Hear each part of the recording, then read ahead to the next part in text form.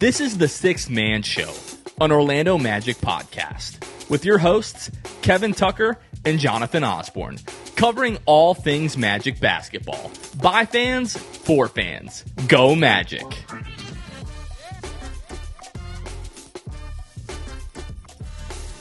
What's going on, Orlando Magic fans? Happy New Year. You guys are back with the Sixth Man Show. Today is January 2nd, 2025. Kevin, did you stay up to watch the ball drop? First off, I got to give you credit. I was wondering, when it came time to say the date, would you get the year wrong? And you got it right on the first try. So way to go. I've got to tell you, for probably like the last 3 weeks, I've almost said 2025 like every time getting ready for the calendar to flip. So I'm sure that I will mess that up several times, over the course of the next few weeks. But yes, got it right the first time so far. That's good. To answer your question, no, I did not this year. I'm enjoying my sleep these days a lot. And I went right to bed as soon as the Fiesta Bowl concluded last night. GG's, I'm out of here, and I have zero regrets about that. So yeah, happy 2025. Yeah, we went to bed around like 10 o'clock, set an alarm for 11:55, rolled out of bed, watched the ball drop. I ran in here because the pre-order is over. We told everybody it's going to end at midnight. So I gave my wife our New Year's kiss, and I said, all right, I got to go turn this pre-order off. And then as soon as we did that, we went to bed. Boom. So I hope that I don't make a habit of that. Like, that's the first year I've ever done that. But yeah, just the last few weeks have been so crazy, and definitely needed that. But yeah, hope everybody had a happy New Year. Hope everybody had a safe New Year. The stuff that's going on or that went on in New Orleans obviously is terrible. Just can't do anything these days. Just dangerous to really do anything, it feels like, unfortunately. And our thoughts and our prayers are with everybody affected by that. Like I mentioned, pre-order is over. Appreciate everybody that purchased a shirt. We appreciate everybody's support, right? Like, if you didn't purchase a shirt, like, we don't feel any type of way. Like, just listening and watching, every little bit helps. But just, again, super appreciative to all of our patrons who support us year round. Like, the last year wouldn't have been possible without them. And to everybody that purchased a shirt, like, we were very, like, myself in particular was very anxious about putting something like this out because, we've released stuff in the past and didn't do all that great. And this, like, exceeded even, like, some of our loftiest expectations. So that was just awesome. Putting in the order for that. We'll get those in a couple of weeks, and then we'll get those in the mail and get those out to everybody. And can't wait for everybody to have those and wear them. Yeah. So obviously want to echo that. Thank you so much for doing that, for grabbing those. And hey, what have we said on here many times? We've said in the comments, this is our first run. Let's see how this goes. And because it went so well, there's going to be other stuff. It won't be the same thing. Like we said, like this is a one-time thing. This whole pre-order thing with the long sleeve, that long sleeve's gone, but we'll have some more stuff for you in the not too distant future. I know a lot of people wanted a short sleeve. I think we're going to work on something there, maybe something else. We'll see. But yeah, big shout out to everybody, and be on the lookout for our next drop, sometime eventually. And be on the lookout for our next watch party coming up on January 17th when the Magic take on the Boston Celtics on ESPN. We will be at Stadium Club, which is over at the Caribe Royale Resort in Orlando, located at 8101 World Center Drive. I know we've talked about it a couple of times on the pod already, but this is by far the coolest venue that we've ever done a watch party at. So definitely want you all to come out to that. Great food, great drinks. They have the sports simulator bays there as well around the bar. We've mentioned it, but they have the 360 video board. It's really awesome looking. Like, when you walk in, you just know that this joint is a level up. So we're really excited to that. We're trying to make that a big push. So mark that on your calendar. Again, January 17th, tip off is at 7 o'clock. So the party will get started about 6:30. Just make sure that you're there. We have a pretty good record, win-loss record for the Magic at these watch parties. And they're just always a ton of fun. If you're somebody who doesn't have other Orlando Magic fans to watch games with on a nightly basis, this is your chance to come out and be surrounded by, 100 plus other Magic fans. So really looking forward to that and hope you will be there. Yeah, the only excuse you have is if your sister's getting married. If your sister's getting married, then you don't have to be there. That's me. But outside of that, yeah, you should be there. It's going to be a lot of fun. Pretty good excuse, I have to say. Yeah, that's all right. Yeah, and congratulations to your sister. That's going to be fun. But we'll be having more fun than Kevin, at least. Maybe not, but we definitely hope so. We do have a couple of updates, pretty significant updates, as a matter of fact, as it pertains to the Orlando Magic stars, Paolo, Banchero, and Franz Wagner. So Paolo Banchero, as he continues through his recovery and continues is reconditioning to return to competition, all that kind of good stuff. He's taken the next step in his rehab, and he's going through some light contact stuff on the floor now. I think he mentioned pretty soon he's going to be starting to get into some 5-on-5. When these guys are on the road and they're not having practices, a lot of that comes just from assistant coaches, getting up and down with Paolo and getting him some run, and again, working on that conditioning so that he can get back on the floor. So I don't know, a week, maybe 2 weeks tops. It feels like we're going to have Paolo Banchero back. And at this point, we desperately need him back. And then we got kind of an official Franz Wagner update in the Magic's pregame availability on Wednesday when they were in Detroit playing the Pistons. As Kentavious Caldwell-Pope, I believe it was meeting with the media. You can see Franz Wagner in the background, working he's got this harness on. It looks like he's working some with resistance equipment. Yeah. So it doesn't seem like that's really something that you would be doing, Kevin, if you weren't basically healed from an oblique injury. Yeah, that's what I texted you. I was like, of that workout specifically, right? Where he's got this thing strapped around his chest and he's clearly pulling, both directions. He's going forwards and backwards, and I think if I remember correctly. And it's yeah, that definitely feels like something that would involve his oblique. Is it fully healed? Who's to say? But if it's not fully healed, it's really darn close. If that's what they're doing, right? Because the thing we've heard with the oblique injury from Paolo was when you have this injury, there's so little that you can do, right? Because that area just has to heal. You just have to let it heal. And so to see Franz doing more than what they said, so little, makes you wonder if it's already healed. And so that's pretty cool. At the very least, call it what you will, whether it's healed or not healed, whatever. It's definitely progress. And publicized progress, right? That wasn't behind closed doors. That was out in public. And so to see that is pretty cool. And the idea of getting both those guys back sooner rather than later, it definitely is much needed for sure. Yeah, I'm trying. Are we 3 weeks or 4 weeks now from the Franz injury? I know they said that the reevaluation period was going to be 4 weeks. It was just the Saturday, December 7th, because that's when we shot the pictures for the long sleeve. That's what it was. Yeah, so we're coming up on 4 weeks on his reevaluation, and everything the way that they've handled it. I guess we're 4 weeks. Yeah. Right? Are we somewhere around 1, 2, 3? Yeah.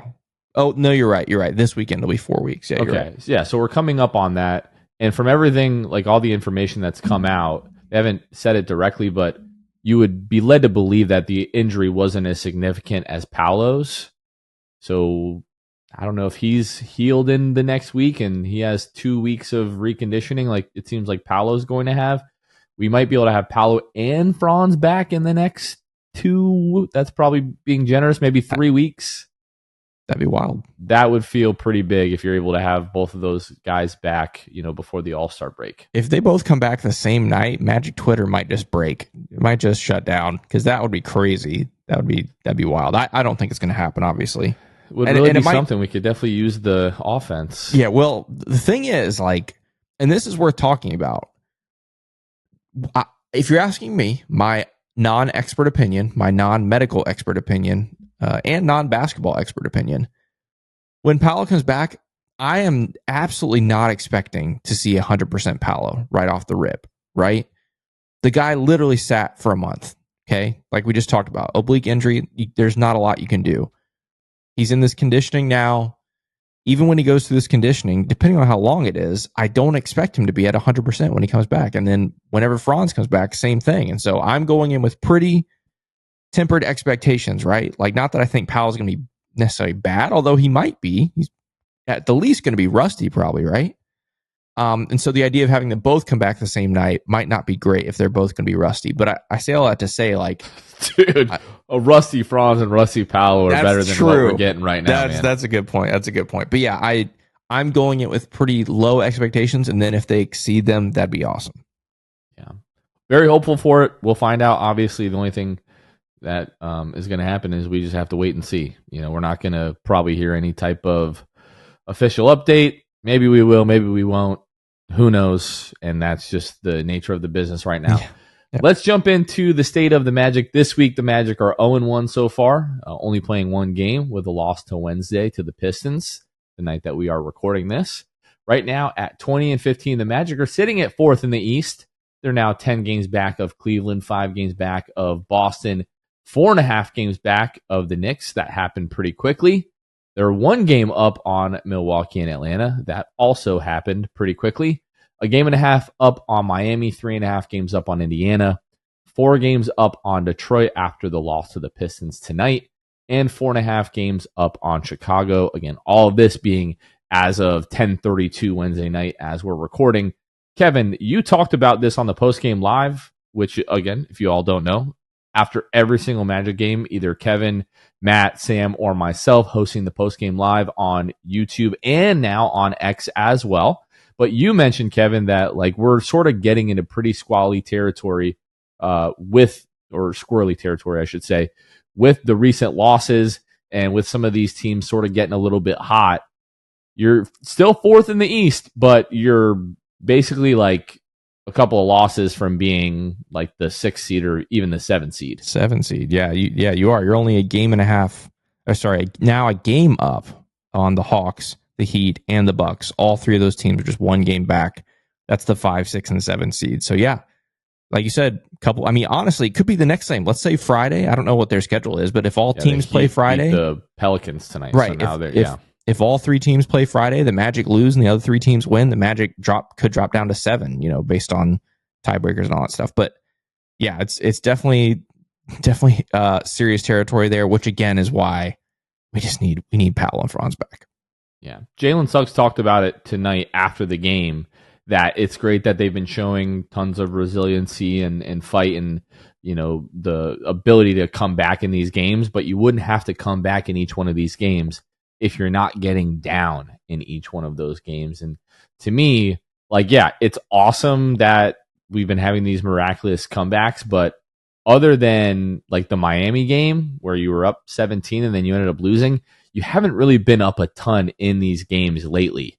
So it's you don't really want those bad habits to carry over once you have Paolo and Franz back. There's going to be sort of a period where you're getting those guys back in the lineup and everybody getting used to playing together again. And you don't want to be down 15, 16, 17 points with those guys in the lineup if some of these bad habits continue, which I think we'll talk about. We'll talk about this game. It was a weird game, but yeah, just some it's a trend now that they're getting down 15, 16, 17 points in each one of these games and then having to make a run. Yeah, I said this on the postgame live, but it's you can do this against the bad teams, the Miamis, but against a team like Detroit, that's just a little slight at Miami. No, but the problem here is it obviously ultimately all boils down to the offense, right, into the shooting and all those things. And this team, they're bad on the whole for the game, but the starts offensively this team gets is just it's painful. It's really, really bad. And credit to KCP tonight, because without him, this game is over at halftime. He's the one that kept the Magic in this game, which is not something we've been able to say very often. But yeah, just the slow offensive starts just continue to disrupt this team. Turnovers. Here's the thing: had some really bad turnover nights this week. Tonight actually wasn't. There were some bad turnovers, I think, in the first half, some pretty careless ones. But on the whole, turnovers didn't really cost you as bad as other games. So can't really blame that. It just ultimately comes down to offense. The other thing, though, the Pistons just shot the mess out of the ball in the first half. I think it ended up 10 for 15 from 3 in the first half. That's not sustainable, which obviously it wasn't on the whole, but that also leads to the deficit there. So all those things combined, Jalen's right. You just can't get off to those first half starts and then force yourself to have to put out all that effort in the second half. And unfortunately tonight, they didn't have quite enough to do it, unlike some of the other games. Taking a quick look at the efficiencies for this team, Now they're down to 26th in offensive rating on the year with an offensive rating of 108.6. Still third in defensive rating with a defensive rating of 106.3, and now ninth in net rating with a positive net rating of 2.3. We've talked about Paolo. We've talked about Franz. Everyone knows that Mo Wagner is still out with the ACL. Anthony Black has now missed the past 2 games with a back contusion or back spasms. And then Trevelyan Queen missed Wednesday's game with an illness. After Sunday, where Jalen left early with the right wrist sprain, we thought he might miss some time. He didn't miss any time. He was able to play tonight. And then during the game, he was like grabbing at like his back or like his hip. He was asked about that after the game, and he said, at this point in the season, everything hurts. It's just the spirit of the NBA season, and he's going to get some treatment and do what he needs to do to get ready to play on Friday in Toronto, which is just honestly insane. But I mean, it does just feel like with Jalen at some point, like the house of cards has to crumble. Like I don't know how many little injuries he can pick up along the way and continue to play through those, but I mean, that's what we said all last year, with Jalen. So credit to him for continuing to fight through these games. And you have to think that, some of the issues maybe with his performance recently has got to be just injuries piling up, and, just he's dealing with more offensive responsibility really than he should have at this point. Okay, let's really talk about this game Wednesday against Detroit. And one thing that I want to say is going into this game, you and I talked about it on the last episode, but you don't go into this game with the same feeling that you've had when you're playing Detroit the last, 3 or 4 years where you expect to be able to win the game. We knew this was going to be a tough game. Detroit has been playing well as of late, and all things considered, with the Magic injuries. But the Magic really didn't do themselves any favors in this game. I mean, there are at least a handful of issues to point to, but one of the biggest issues for me in this game, I don't want to spend a ton of time talking about the shooting because obviously that's a systemic issue with this team at this point, but the end to the quarters, it's relatively close, midway through the first quarter. I think there was 4 minutes left. Yeah, 4:41, you're down by 6, and then at the end of the quarter, you're down 10. You're down. I think they were able to get it down to 10 midway through the third quarter, and then at the half you're down 16. And then I know we're going to talk about this, but you have a chance in the last couple of minutes of the third quarter to make it a 1-possession game, and then all of a sudden they get a couple of runouts, a couple of dunks, and a layup, and it's a 9-point game going into the fourth quarter. Pile that with, again, the shooting. First half turnovers were a big issue as well, but the Magic were able to make a little bit of a run in the fourth quarter there, but just not able to get enough stops. I think of, there must have been half a dozen Jalen Duren either just being wide open underneath the basket, outrunning guys, to the other end of the floor, just getting lobs tonight. Obviously, we've talked about how Detroit shot the crap out of the basketball in the first half, but I know you talked about this on the postgame live. I just I'm not freaking out over this loss, right? I feel like in years prior, I would have I would freak out and overreact to every loss. But I think what I'm learning this year is there's 82 of these games. Some nights you're just not going to have it, and not that it's an excuse.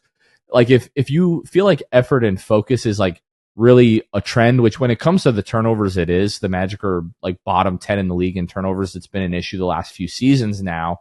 But tonight, the defense, the rebounding, all of those, it just did not feel like we were watching the Orlando Magic tonight. And you can say that about quite a few guys. Tristan Da Silva didn't have it tonight. Goga Batadze didn't have it tonight. Jalen Suggs ends up with 24 points, but really wasn't all that efficient. Off the bench, you don't really get a ton of help. I know that's going to continue to be a problem until we find some consistency there without Mo Wagner. But to me, at least as of now, I'm not hitting the panic button because it really just feels like one of those weird nights out of 82 where you just don't have it. The team is traveling. They're down a ton of guys. I don't want to excuse the loss, but I'm also not totally freaking out about it either. I don't know how you feel, Kevin. No, 100%. And for me, it ultimately boils down to, like you said, who you're missing, right? Think about the offensive output, the defensive, not just you got Paolo, you got Franz, but obviously Mo Wagner. But then tonight, no AB, no Trevelyan Queen. Trevelyan Queen, although not great the other night, has had some really good stints here of late. And so all those guys, I mean, you could that's not a bad starting five right there. If you roll out AB, Trevelyan Queen, Franz, Paolo, and Mo Wagner, like to have all those guys out really hurts.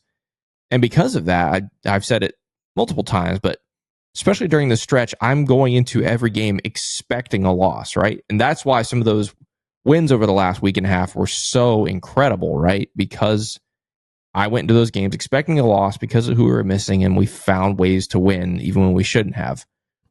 But it kind of changes for me this weekend, right? When you have Toronto and Utah on your schedule, ask me after those games, all right? Because while we are missing some guys, those teams are really, really bad. I mean, they have combined 15 wins on the season between Toronto and Utah. And I'm getting ahead of us a little bit here when we talk about those games. But those games are a little bit different. Like I expect the Magic to, at the very least, be competitive and hold a lead in that game and hopefully win it as well. So yeah, I'm with you. This doesn't really disappoint me. I mean, obviously every Magic loss disappoints me. Maybe the best word, doesn't madden me. I'm not angry about this. It's really kind of what I expect given the current circumstances. The Six Man Show is brought to you by Jam Hot Chicken. We love Jam Hot Chicken. They love us. They love you because they love Orlando Magic fans. And they're bringing Jam's culture and hot chicken to the heart of Winter Park. They make some really stinking awesome food, guys. Like we've said it once, we'll say it a million times. This recommendation is not something we take lightly, right? Like Jonathan especially loves his food. And so if we give it the stamp of approval, it means it's pretty dang good. So you should check them out at 400 West New England Avenue, Suite 13 in Hannibal Square. They make hot chicken, and we put out this little PSA from time to time. If you think you like hot, be sure you take it easy at Jam Hot because their hot is really hot. So whatever you think your spice level is, the first time you go, take it down a notch just to try it out. Like if you think you like hot, try the mild. If you think you like really hot, like crazy hot, try the hot, that kind of thing. Try them out the first time, but we promise you whatever spice level you like, even if it's no spice at all, you can get it without spice there at Jam Hot Chicken. You'll love it no matter what. You can follow them at Jam Hot Chicken on all social media and check out their website, jamhotchickenfl.com, to check out their menu, online ordering, and all things Jam Hot. Again, big shout out to Jam for sponsoring the show. And when you go visit them, let them know that the Six Man Show sent you. And shout out to Kevin for calling me fat. Whoa! This episode is also brought to you by Bobby Skinner, Gotham Grails, Gear 95 Shred, Casey Green, and Bueno Times. Who are these folks?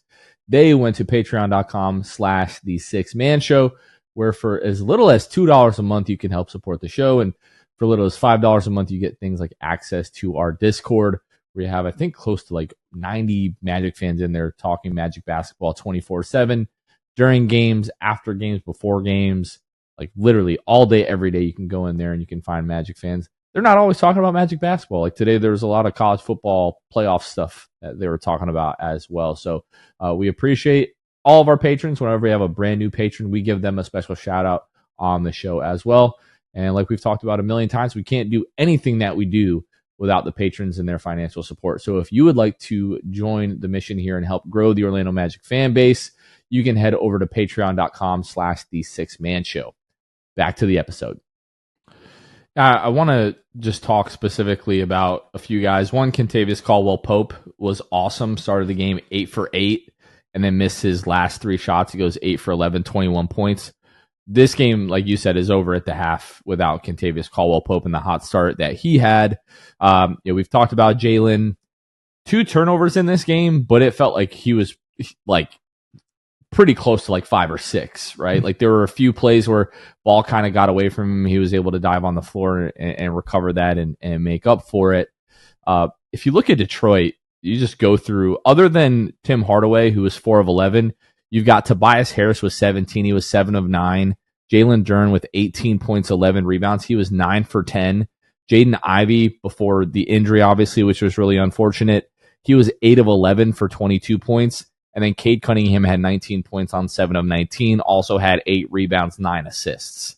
Like those dudes, like this, their starting lineup just absolutely destroyed us in this one. Like as good as Kentavious Caldwell-Pope was, he was a minus 17 on the floor tonight. Goga Batadze, 8 points, 3 rebounds, 6 assists for Goga, was a -6 in almost 23 minutes, but just like defensively was all over the place tonight in a bad way. Like usually he's all over the place making plays. Tonight it just didn't really seem like the focus was there for him. But I also didn't feel like Wendell was really doing much better job defensively either. You could, look at the shot chart for Wendell or look at the box score. He had a better offensive night, 15 points, 7 of 15, like his best game of the year, which 15 points on 15 attempts isn't great, really. But he was able to have 8 rebounds and assists. But I didn't feel like he did all that great of a job on Jalen Duren either. A lot of people are complaining about the rotations and the lineups that Mosley was playing in the second half. I think I would have liked to see us at least try to go back to Goga like towards the end. If for no other reason than I just feel like he's earned it. I don't feel like Wendell has earned to, have 15 points on 15 attempts and you're just going to play like the last, 12, 13 minutes of the game, it felt like for Wendell. Like, go back to Goga. Goga has made plenty of plays down the stretch all year. Sure, didn't play well in the first 3 quarters, but outside of Kentavious Caldwell-Pope, who really did? And then, Cole Anthony, 8 points, 3 of 12 from the floor. I know you and I were really frustrated with that stretch in the end of the third where, it's a 5-point game. You have a chance maybe to cut it to 2. He coughs it up.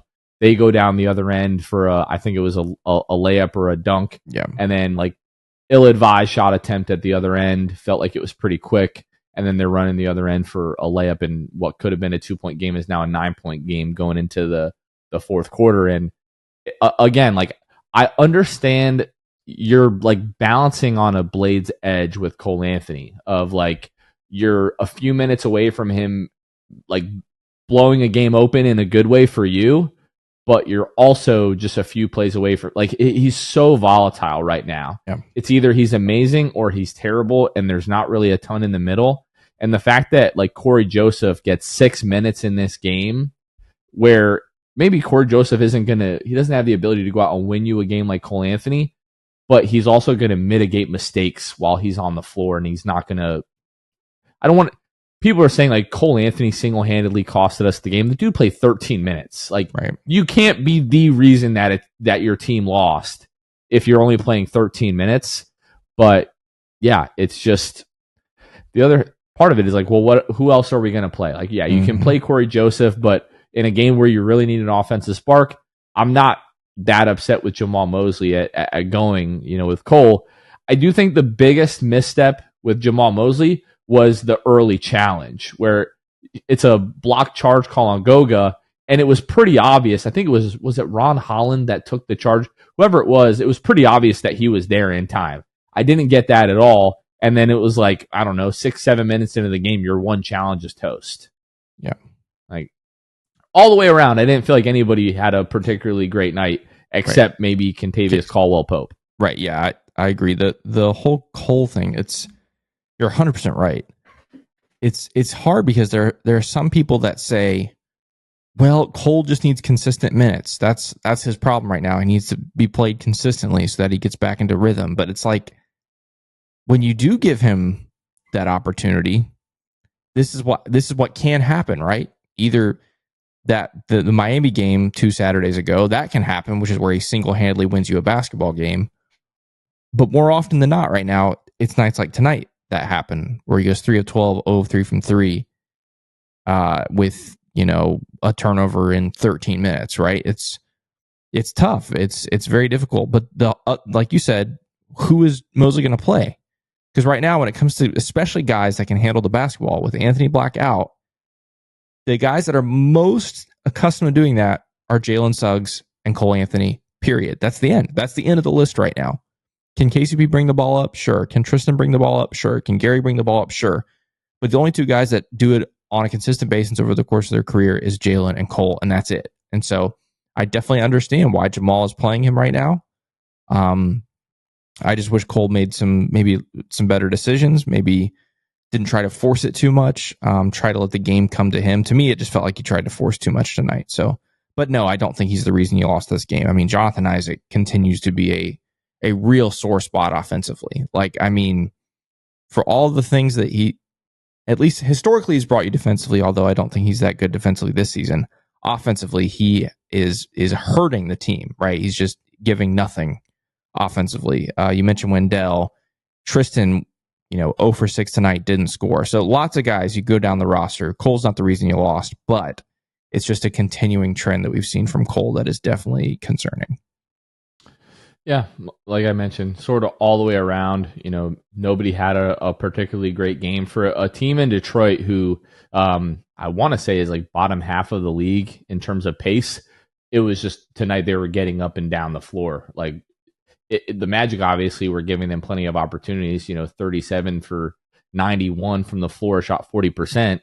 So there were a lot of, just grab and goes for Detroit. But to me, like, Tobias Harris beating you down the floor, getting a wide open corner three. Jalen Duren, it felt like, had half a dozen plays where he was beating either Goga or Wendell down the floor. Like stuff like that just like really can't happen. That's sort of what I was alluding to. That you just didn't feel like you were really watching the Magic play tonight. I'm trying to pull up Jonathan Isaac's stats on cleaning the glass. So still towards the top of the league in block percentage and steal percentage. Let's try to look up his on-off numbers here. The defense, the effective field goal percentage is one thing. The differential with him on the floor. Last year he was 91 percentile in the league, was a plus 9.6. I believe this is per 100 possessions. And this year, part of it has to do with just how bad not how bad the bench unit has been, but with the injuries piling up, he's sort of playing with a skeleton crew out there. Not obviously as good of a bench unit as last year, but like a minus 13.1 differential, with him on the floor right now. So the impact from J.I., I don't know how much of it is, has to do with the lineups that he's playing, but he doesn't look like the same player. I don't see how anybody could really argue that. And the only thing that I can really point to is the added weight that they had him put on. And if the philosophy or the strategy behind that was so that he could, guard, some of the bigger teams in the centers when you get into the playoffs, I feel like you're like missing the forest for the trees there. Like you're missing what makes him, and this is all speculation, but like, why else would they have him put 30 pounds on over the course of a summer, if not to be able to bang in the post a little bit more? But that's not what has made him such a special player defensively. And the bulk of his opportunities right now are coming from the corner three, and he's not knocking those down. So, the only thing I'll say, and I'm not saying this to suggest anything. I don't think. Maybe I am subconsciously. I don't know. But people keep asking about trades for Wendell and Jonathan Isaac. Wendell cannot be traded this season. Okay. It's not a thing. Not until March or April 6th.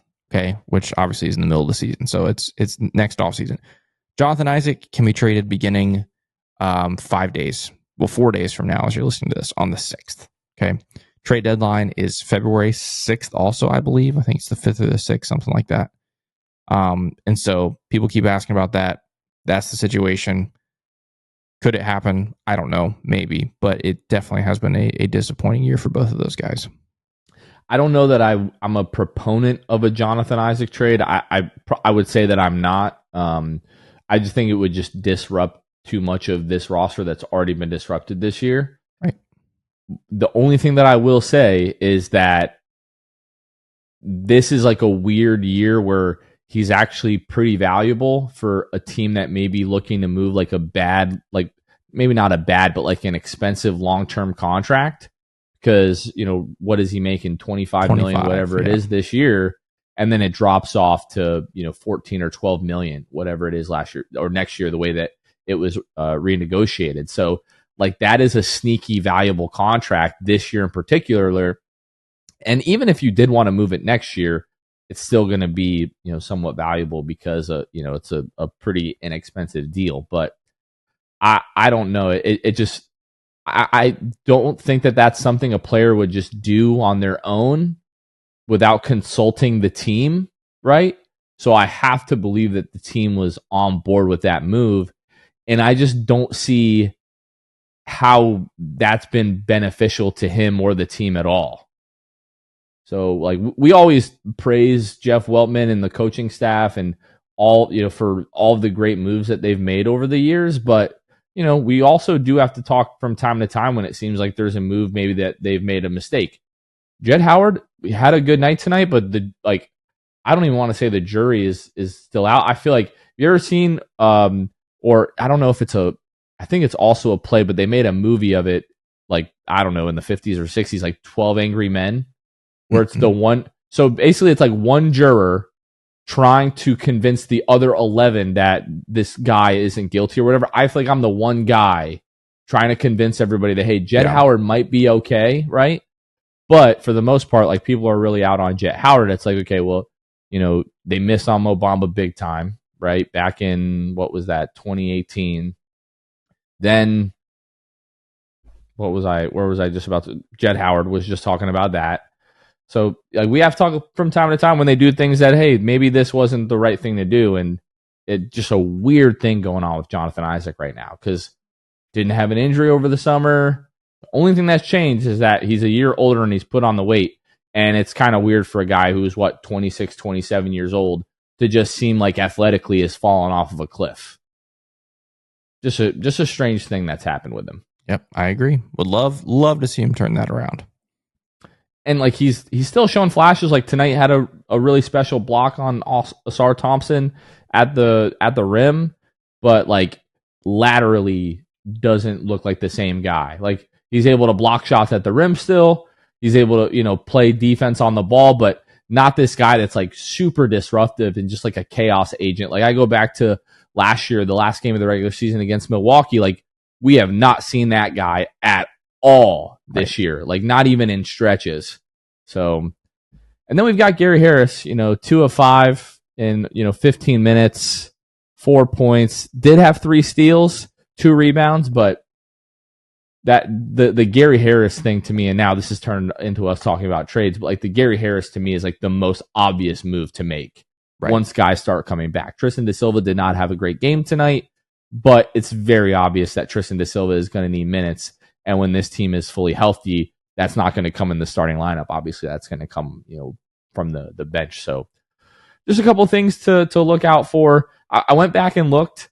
I understand that this is a young team, but this is 4 straight years in a row now where the Magic are looking like a bottom 10 team in the league in terms of turnover percentage, in terms of like their percentage of possessions that end in turnovers. At some point, that has to change. Like you can't continue to be so undisciplined. And yeah, a lot of it I think has to do with this team being young and just like making the wrong passes at the wrong time or trying to do too much. But it's just so obvious. Like one of their biggest weaknesses is turning the ball over. And yeah, like after the first quarter, I think it was 7 turnovers in the first quarter, 4 in the second. And then I think they only had 2 in the like entirety of the second half tonight, if I'm not mistaken.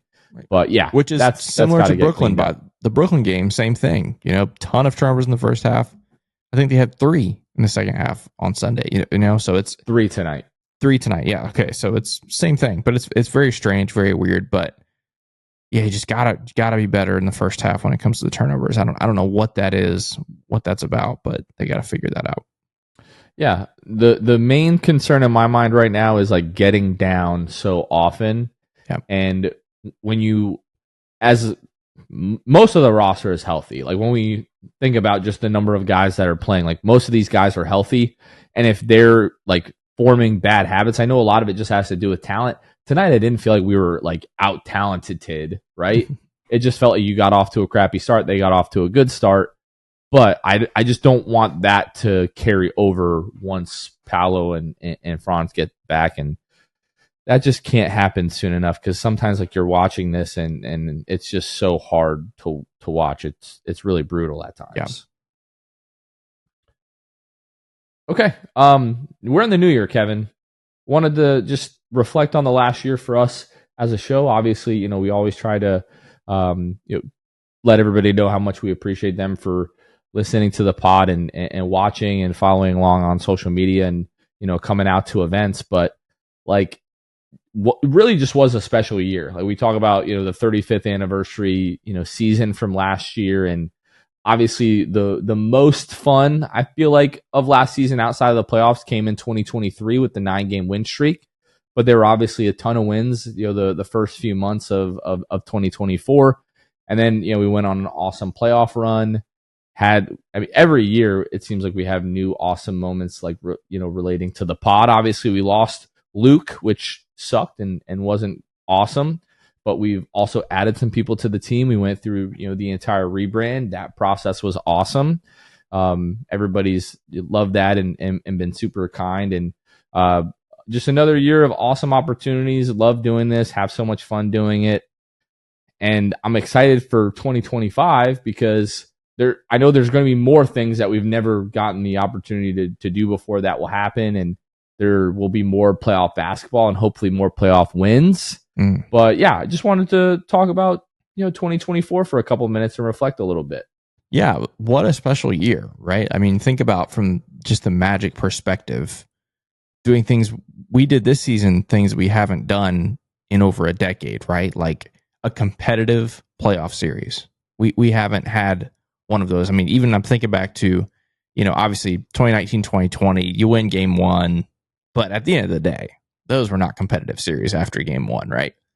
So you go back to the Dwight era, right? Like I'm thinking 2010, I guess, would have been the last like truly competitive series. I mean, 2011, you win a couple games against, or one game, two games, I don't remember how many against the Hawks. 2012 against the Pacers, that's another gentleman's sweep if I'm remembering correctly. And so yeah, it's been, we'll call it 14 years since a competitive playoff series in Orlando, which is crazy to say. So to have that again was just so electrifying, right? Like, and anyone who was in the building for any of those games will attest to it. It's, for me, it's like the ultimate high, like it's the ultimate drug. Like I just can't, like I've been twitching ever since May. Like I'm just ready to have it again. And so the fact that we obviously look like we're going to have some playoff basketball again this spring is going to be fun. But like even outside of that, the playoffs are great and everything, but just another step for this team, like in this process. I hate to use that word because Philadelphia, ruined it. But like this whole idea of you start really bad, you get good draft picks, you get a little bit better, And last season was a huge step in that. So that was fun. But above all else, honestly, it's just been a great year of connecting with new Magic fans or connecting with Magic fans I didn't know. Like I felt like we've gotten to meet so many awesome people. Whether it's at games or at watch parties or just online. I love how our Patreon has grown. Like it's such a amazing, it's always been awesome. Like we have the OGs that have been there since day one and they're amazing, but to see it continue to grow and to see people, basically putting like roots down, like in their Magic fandom, and they're just like, yeah, I'm all in now. It's just awesome. And it comes with the territory of winning. So, yeah, all those things combined, just made it for like 2024, like easily the most fun year of Magic basketball in a decade. Yeah. As not most people, but as a lot of people do, I went back, to all my photos from the past year as I did my like end of the year dump on Instagram. And I was like looking at like outside of stuff like with my kids, right? Like my favorite moments of the year. And like every photo, it's like, it's me and you, or it's me, you and Luke, or it's, me and Carmen at a Magic game, or it's us at a watch party or at game 6, like going through all that kind of stuff. And like, just going back to what was it, like February, we had the OKC night, we had Shaq's jersey retirement, and then in March, you, myself, and Luke went to Charlotte. I'm also thinking about the day after Valentine's Day, the Knicks game where we got to do that like fan experience, and you and I got to be the fans of the game and being on the floor, and then we had like the what was it? Our 5-year anniversary of the show. We had that. We had the Paolo interview. obviously all the stuff with the playoffs. Don't forget the Court of Dreams too. That was in 24. The Court of wasn't Dreams it? and the Court of Dreams in March, and then again like the whole process with Vidi and going through the rebrand, and then the whole process with Heavenly Studios of having the shirt made, and then like Cole DeVos, the son of the chairman of the Magic, bought a shirt and was wearing that to the game, which that was a pretty crazy experience. Like I feel like we say it every year. Like I don't know how we're gonna outdo last year, and we just always kind of end up finding a way to be able to do that. And now like we're, I don't know, a few weeks away from having our 500th episode, in the next, I don't know, couple of months. But yeah, like you can literally count the number of weeks between now and that. And like you said, just connecting with Magic fans, like bringing new Magic fans, onto our team. Manny was able to come over from Australia. We've been waiting to meet him, for a couple of years. And yeah, I have no idea what the next year is going to hold for us, but I know somehow we're going to look back on the year, a year from now and be like, man, how was 2025 even better than 2024? Just right. Looking forward to it. I first off, I know we keep talking about making the next year bigger and everything. My goal is to not have more heart surgeries in 2025. That is one thing. Great. I had one in 2024. That was enough for me. But joking aside, right? Like I continue to come back to this word of when it comes to my Magic fandom, I'm just incredibly grateful for like where things are right now. And I'm not even talking about the podcast, although I am. But I'm saying just as a Magic fan right now, I'm just so grateful because we were so bad for so long. And the fact that we're not just winning games, but that I genuinely think the future has never been brighter for this team.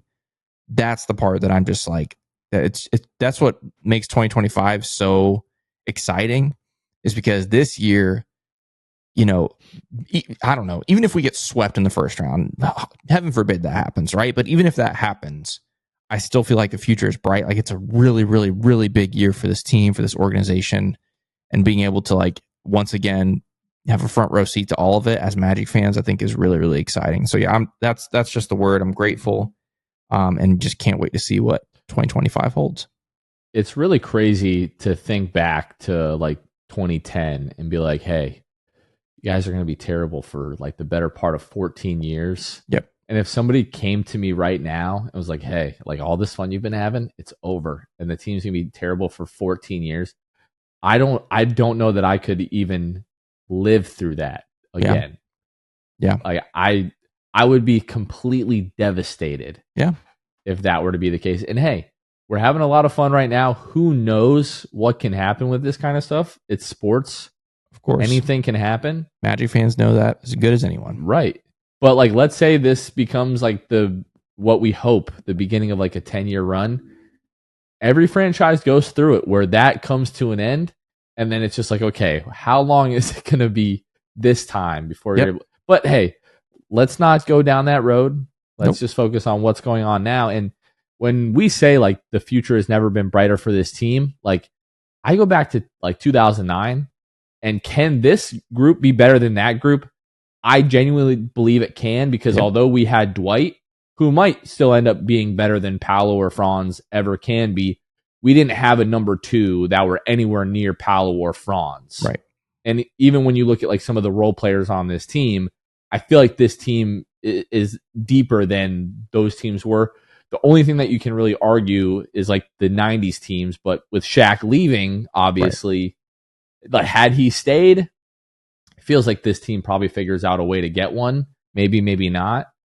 I mean, probably just how good Shaq was. Like as good as he was here, he was even better in the early 2000s with the Lakers. Everybody knows that. But yeah, knowing everything that we know, this literally does feel like the future has never been brighter for this team. And like people have talked about it. It's not just us. Like you can, like if you want to comb through the internet, there are people that know things that are confident that if this Magic team can get healthy and like the matchups in the playoffs can sort of break the right way, like this team has a chance to make an Eastern Conference Finals run. And when you're there, you got a shot to go all the way. Yep. So absolutely, anything's possible. And that's the thing. Like, I know the Magic are obviously slipping in the standings right now and have the potential to continue to do that with the absences, right? But look, all you got to do is get in, okay? And here's the thing: if you fall to this, let's say you fall to the 6th seed, the 6-3 matchup in the second round plays the 2-7 matchup, not the 1-8. They play a 2-7, right? Who knows who's going to be the 2 seed by then, right? Is it going to be Cleveland? Are they going to fall? Is Boston going to still be there? Who knows, right? Who knows? Again, because the Magic aren't going to play the Knicks healthy this season. With a fully healthy Magic, who knows what the Magic do against the Knicks in the playoffs, right? What's crazy is if we're healthy, none of those 3 teams at the top, well, I don't want to say don't scare me. I think the Magic can make life difficult for all 3 of them. Is it enough to win a 7-game series against Cleveland, Boston, New York? I don't know. Cleveland's on fire. I still feel like we take them to 7 games again. Like, I think that can happen again. And then once you get to game 7, who knows? New York, fully healthy. I feel like this team could take them to 6 or 7 games. Boston, if the Magic are fully healthy, I still think the Magic have the chance, the 5 or 6, possibility 5 or 6 to take them to 5 games. No, just kidding. I think they can make life difficult for any of them, and so that's what makes things exciting. Again, not just for the future, but for this year. And yeah, it should be hopefully a really big year all the way across the board. And we'll see kind of how it shakes out. The thing that we talk about a lot, and as fans of the team and the bias that we have that, you know, we sort of wear on our sleeve and we don't deny, and the homers that we can be at times. The thing that I think you can't really like overrate is the spirit and the resilience of this team. We've talked about how, kind of bites you a little bit because you're like, oh, well, we can fight back from any kind of deficit. But like, I just don't see these other teams as like having the edge and like just flat out having the dogs that the Magic have. Like, I think the Celtics, like, they have the experience. They have some guys, you know, when I think about Derek White or like Drew Holiday, even Jaylen Brown and Jason Tatum, because they're so good, like they have, you know, some of that to them. But like, we saw Cleveland's very best last year. Now, they didn't have Jared Allen, like I'll give you that, but Franz has just gone up a level. Paolo's gone up a level. I think, you know, Jalen is going to be better. A lot of guys, you know, if we ran that series back right now, like with the last year's Cavs team, I think we win that game in 6 or 7 series. I think it's 6 or 7 games. I think it's a different series. But like we talked about it in New York, I don't think they have the same like edge and, you know, the same like grit that they had last year. And then you go through the rest of the Eastern Conference, like Milwaukee, Miami, Atlanta, Philadelphia. Like, those teams they legitimately don't scare me. Like I like our odds really against any of those teams. Ultimately, with the Magic, I do want them to make a little tweak at the trade deadline. I just feel like you need some more bench scoring. And then I just want our guys to get healthy, and I like our odds against anybody. And I don't think we're going to be a 1-8 or 2-7 matchup, but like, don't let us beat Boston in the first round. Like, if we were to end up in a 1-8 or a 2-7 and somehow we upset the Celtics, I'm convinced we're winning the title. Oh my gosh. Right? Like, you win a first round playoff series, and I would just be convinced that you're winning the title. Now, you still have a rough road to go through, but, you know, that would talk about like putting the cart before the horse. It would be, I would be convinced. You would not be able to convince me that we're not winning the title. Right. Yeah. Look, if Paolo, as long as Paolo comes back soon, I pray we're not dealing with a 7-8, because that means we're in the play-in. So I think if we get Paolo back soon and then Franz soon thereafter, I hope we're not worrying about a 7 or 8 seed game. Again, for me, I think at this point, the Magic, more than likely, statistically speaking, are going to finish 4 or 5 or 6. It's just kind of the way it is. With maybe 6 being the leading candidate right now just because of the injuries. But we'll see. You never know. And like I said, you know, it depends on those top seeds. Who's 1, who's 2, who's 3. That depends. That determines who you play in the second round, if the Magic were able to advance in the first round. And yeah, I don't know. It's going to be interesting. But like I said, it's always less about this season, more about the long term, at least for me. Obviously, this season will be fun, hopefully, but it's still about the long term, which I think long term, things are looking good.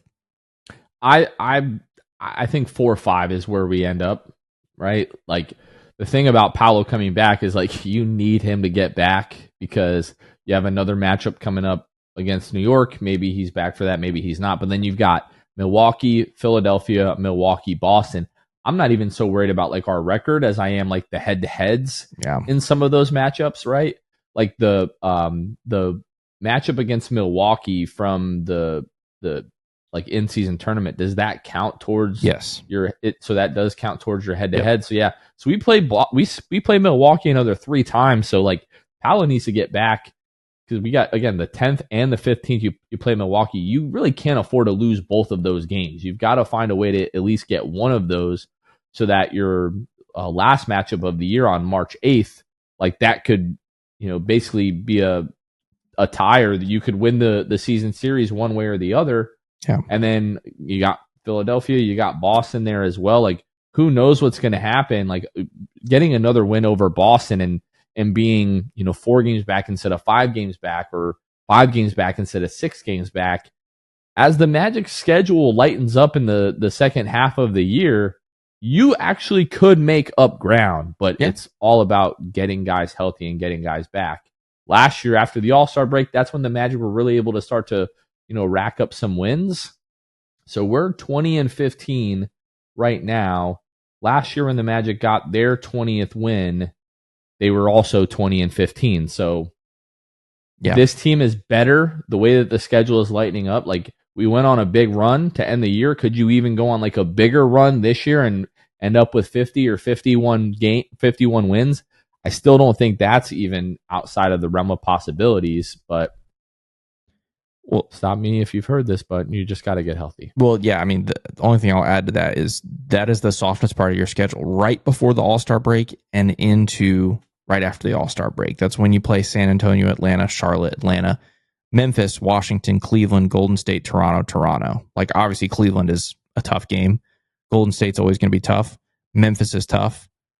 But you can still win 2 of those out of the 3, if not all 3. And then the other games are, lower competition. Although Atlanta is winning basketball games right now, so maybe I shouldn't discredit them too much. But the San Antonios, the Charlottes, the Washingtons, Toronto twice. It's an opportunity to make some moves. And by then, you definitely should have Franz and Paolo back. That's a month from now. And so fingers crossed for that. That could be a really good opportunity for the Magic to make a run. We just got to find, they have to figure it out so that we can get both Paolo and Franz at like their very best levels, and that like those guys don't have to sacrifice a ton for the other. And I think they can do that. And tonight, watching all those Jalen Duren lobs, all I was thinking was like, oh man, dude, Trae Young is going to light us up when we see them if this is the way that we're playing. Yeah, luckily you're not going to see them for the next 5 weeks still, which is so weird that we're not going to see Atlanta for the first time until, what is that, February 10th? Yep. Very strange. Very weird. All right. Again, awesome year. Appreciate you guys for everything. Here's hoping that, not even for us, but for the Magic, that 2025 is even better, Kev. But I think that's going to do it before we wrap this one up. Anything else? Just shout out to everybody. Thanks for an amazing year. Let's see what 2025 holds. All right, that's going to do it for this one. For Kevin Tucker, this has been Jonathan Osborne. You all have been listening to The Sixth Man Show, and we will catch you guys next time. See ya. Thanks for listening to The Sixth Man Show. Be sure to subscribe on iTunes and Spotify to get new episodes downloaded directly to your phone. If you enjoyed the show, please take a minute to give us a 5-star rating and a review. It helps out the show a lot. Follow us on Twitter, Instagram, and Facebook at Sixth Man Show. We'll catch you guys next time. Go Magic!